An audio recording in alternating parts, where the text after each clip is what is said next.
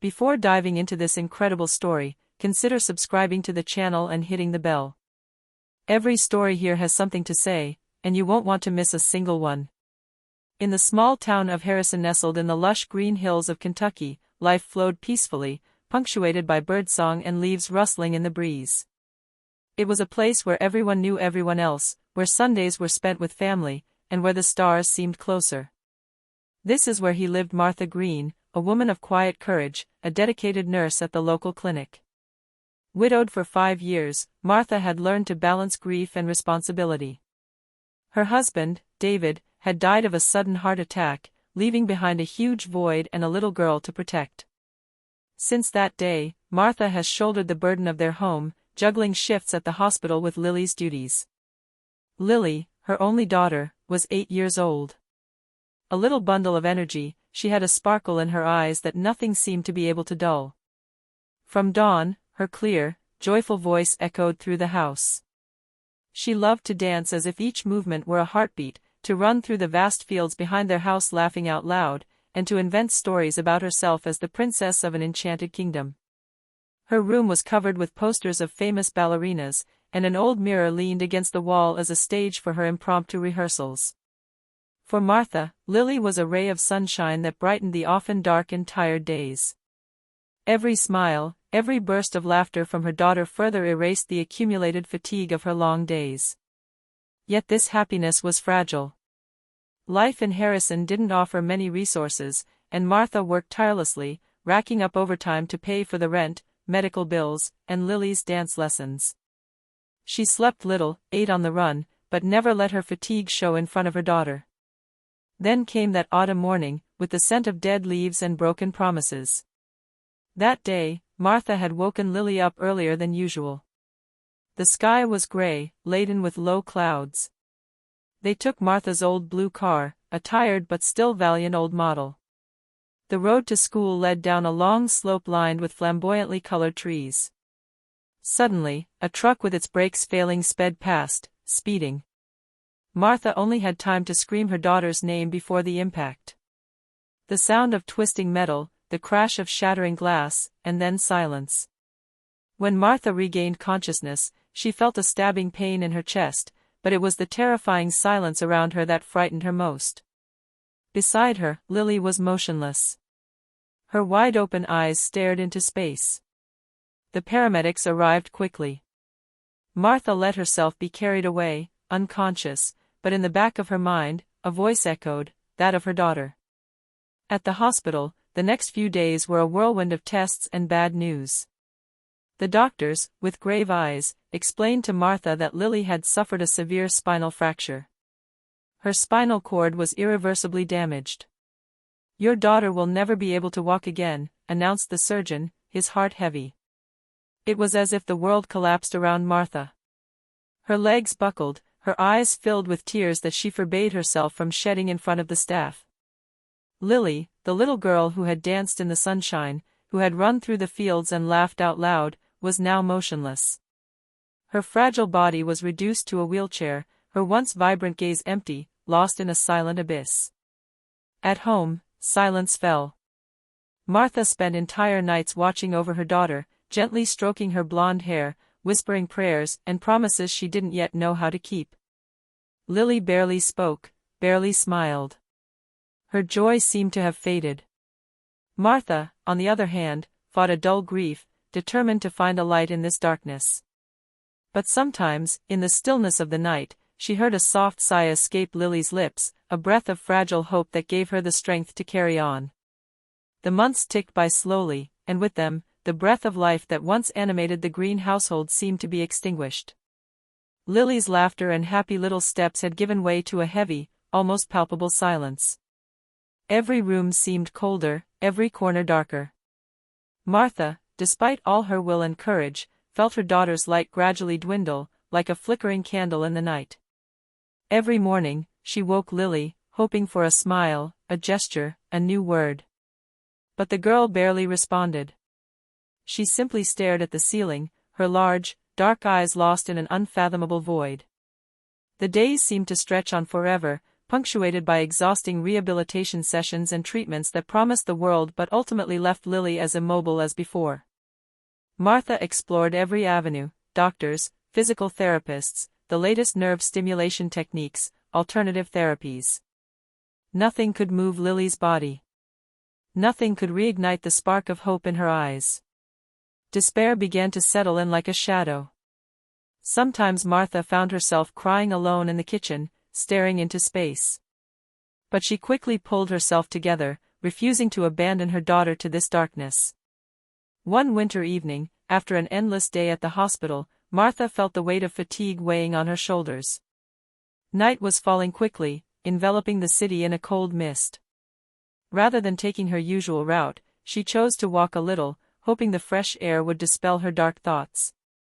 As she walked through the deserted park, swept by a freezing wind, she saw a figure sitting on a bench, away from the streetlights. The man seemed to have been there for a long time, huddled in a threadbare, worn coat, like a forgotten relic of time. His long, matted white beard contrasted with his deep gray eyes, strangely luminous, as if they contained ancient wisdom. Martha hesitated, but a raspy voice cut her thoughts short. "Mrs. Green," the man said with disturbing confidence. "I know how to make your daughter walk again." Martha's heart leaped in her chest. She stopped dead in her tracks, caught between surprise and suspicion. "Who are you?" she asked, her gaze scanning this stranger. The man raised his head, revealing a face marked by time and life, but imbued with an indefinable serenity. "My name is Elijah," he replied simply. "Once, I was a healer. Now, I am forgotten. But the magic of the heart never dies." Martha frowned, rationality taking over. The word seemed like something from another era, almost ridiculous compared to the harsh reality she was living. Yet a small voice deep inside her, tired but still alive, wanted to believe. A breath of hope, fragile but tenacious, crept into her mind. She didn't yet know that this meeting would change the destiny of her family forever. The next morning, sunlight filtering through the linen curtains bathed Lily's room in a soft, warm light. The atmosphere was strangely peaceful, almost solemn. Martha had spent a restless night, oscillating between hope and skepticism. Yet she had decided to give this strange man, Elijah, a chance. When Elijah entered, he made no judgments or loud promises. He simply sat on the edge of Lily's bed, his rough, tired hands gently resting on the girl's motionless legs. His voice was low, almost a whisper, as he began to speak words in an ancient, unfamiliar language that seemed to weave a mysterious melody, both sweet and powerful. Lily, her eyelids closed, seemed to feel this new breath, like an invisible caress on her skin. Little by little, she opened her eyes, slowly, as if she were emerging from a deep sleep. "Do you want to dance again, Lily?" Elijah asked, his penetrating gaze trying to rekindle the spark buried in the girl's eyes. Lily's eyes filled with silent tears, shining like pearls at the edge of her eyelids. She nodded with a fragile determination, mixed with the deep emotion of a child still dreaming. "Close your eyes," Elijah breathed softly. "Let your heart guide your body." So Lily obeyed. Her eyelids closed on this heavy world. A diffuse warmth spread through her, like a breath of life that no one had managed to give her back. Around her, a light, almost imperceptible halo seemed to sparkle, brushing her skin with a new softness, enveloping her frail limbs in a benevolent light. Martha, in the hallway, felt an unusual tension in the air, a promise of hope mixed with the inexplicable. The next morning, a pale light filtered through the curtains, casting timid rays across the bedroom floor. The silence of the night was intact, barely disturbed by Martha's steady breathing, as she slept. Suddenly, a faint sound, almost inaudible at first, pierced the stillness. It was laughter. A child's laughter, clear, fragile, unexpected. Martha opened her eyes with a start, her heart pounding. She hadn't heard that sound for months. It was as if a part of her, long buried beneath the weight of despair, was reborn at that moment. Without thinking, Martha leaped out of bed, her legs still numb from sleep, and ran toward Lily's room. Her footsteps echoed softly in the deserted hallway. As she pushed open the door, she saw a scene that at first seemed unreal. There, in the middle of the room bathed in a soft, golden light, stood Lily. Wavering, uncertain, but standing. Her arms stretched out in front of her, trembling, as if trying to regain some fragile balance. Her face was lined with effort, her brows slightly furrowed, but her eyes shone with pure emotion, the emotion of triumph over the impossible. "Mom, look," she said in a trembling voice, both weak and full of hope, "I'm walking, a little." Martha felt her legs give way. The tears she had held back for so long suddenly burst forth, flowing freely down her cheeks. She knelt beside her daughter, holding her close with a strength and tenderness that seemed to want to hold this miracle back, protect it from everything. This moment, defying all logic, all medical reasoning, was more than a simple step, it was a bridge between despair and hope, between night and dawn. But when she looked up to thank the mysterious man who had made this possible, Elijah was no longer there. Like a light mist dissipating in the sun, he had vanished without a trace, leaving behind only the warm breath of a new beginning. Over time, Lily slowly regained her strength, step by step, movement by movement. Each morning, she practiced a little more, supported by Martha's inexhaustible tenderness and the vague but powerful memory of Elijah's presence. Dance, which seemed to have disappeared from her life forever, was slowly regaining its place in her heart. Her movements became fluid again, her eyes shone again as she twirled, even if her steps were still hesitant. The old mirror against which she rehearsed reflected a reborn girl, fragile but full of a new determination. Yet, despite all her searching and questioning, Elijah remained nowhere to be found. He had vanished without an address, without a trace, as if he had never been there. Martha sometimes wondered if he had been a waking dream, an illusion born of her despair.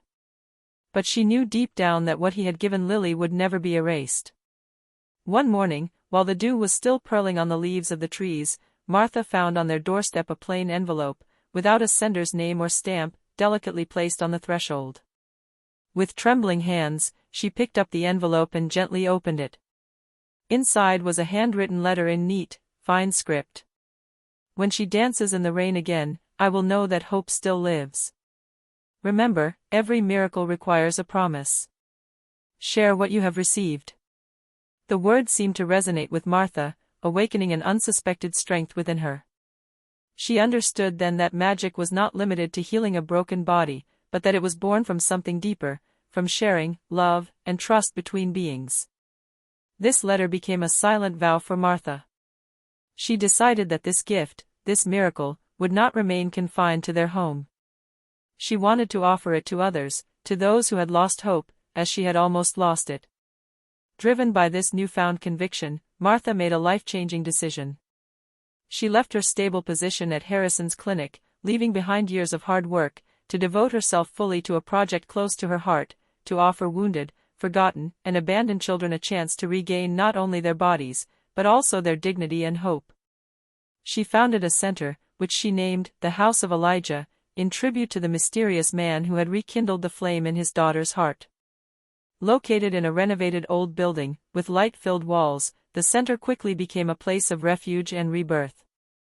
At Elijah House, Martha offered more than just medical care. She created an environment where hope could flourish, where love and respect were the pillars of a new beginning. Therapists, educators, and volunteers joined her to support these children marked by pain and loneliness. Lily, for her part, became the center's soul and ambassador. Strengthened by her own struggle and rebirth, she shared her newfound joy with the other children, offering them a living model of courage and resilience. Her passion for dance became a universal language, a bridge between broken hearts. And every time the rain fell on Harrison, Lily would step out into the street, arms open to the sky, twirling with grace and freedom. Like a silent offering to the one who had given her legs life and her heart hope. These moments became a celebration of life, a vibrant tribute to the magic of sharing and the power of the heart. Elijah House was no longer just a refuge, it was a beacon of hope, a promise that even in the darkest night, light could shine.